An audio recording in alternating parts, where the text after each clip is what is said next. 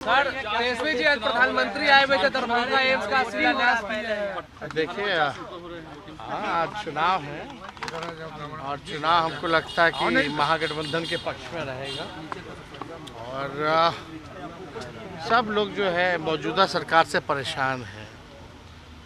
जिस तरीके से अपराध बढ़ रहा है, भ्रष्टाचार बढ़ रहा है, बिजली के बिल से लोग परेशान हैं, मीटर से परेशान है, सर्वे जो हो रहा है लैंड का उससे परेशान है।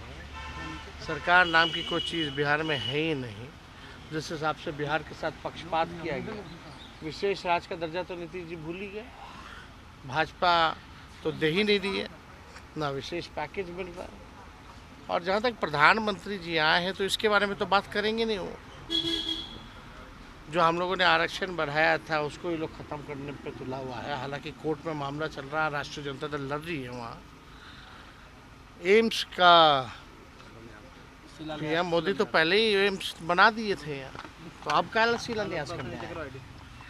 वो तो एम्स बना ही हुआ है ना। वहाँ पीएम मोदी ने तो अपने भाषण में बोला था। लेकिन बात समझिए,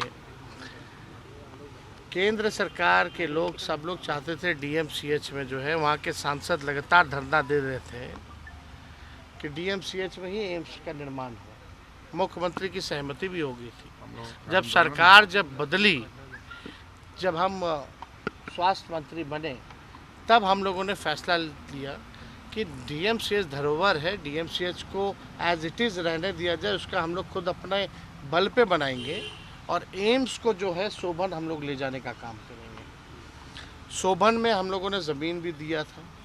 आप लोगों को याद है कि लगातार केंद्र की टीम भी आई थी, उन लोगों ने तो मना कर दिया था।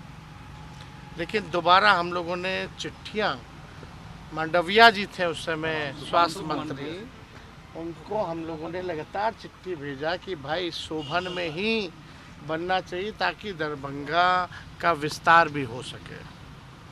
तो देखिए, सब तो काम ज़मीन तो मेरा ही दिलाया हुआ है। अब इससे कोई नकार नहीं सकता। जिसको सबूत चाहिए उसको हम सबूत भी ला करके दे देंगे और लोग जान भी रहे। तो हम लोग तो देखिए सोबन में चाहते थे कि हो ताकि दरभंगा का विस्तार हो और डीएमसीएच जो धरोहर है वो भी जो है बढ़े, आगे बढ़े, वहाँ भी नया इंफ्रास्ट्रक्चर बने। उसका काम चल भी रहा है और हम लोग तो चाहते हैं कि जल्द से जल्द जो है इसका निर्माण हो। लेकिन जितना टाइम विलम्ब जो हुआ है, जो वेस्ट टाइम हुआ, वो केंद्र सरकार की वजह से हुआ। हम लोग मेरे आते ही तो फटाफट ज़मीन दिया गया। बताओ ज़मीन मिला कि नहीं?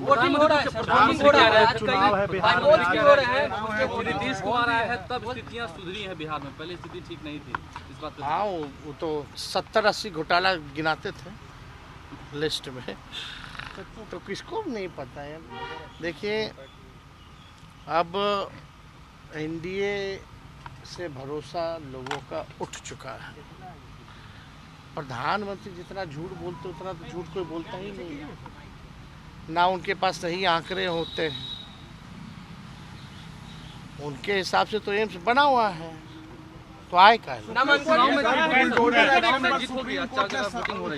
क्या कह रहे हैं?